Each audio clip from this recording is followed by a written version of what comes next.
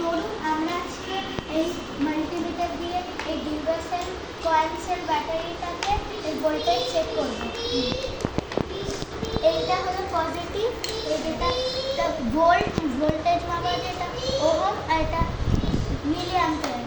এই পজিটিভটা এখানে দিলাম, আর এটা কম হবে, এটা নেগেটিভে, তো নেগেটিভ আমি তো এখানে লাগাবো। এবার এইটা অফ আছে এখন। এবার আমরা এইটা হলো ডিসি ভোল্টেজে ডাইরেক্ট কারেন্ট।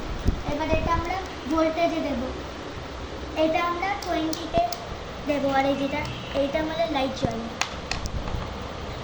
এবার এটা পজিটিভ, তাই এটা আমরা পজিটিভে দেবো, আর এটা নেগেটিভ, এটা নেগেটিভ।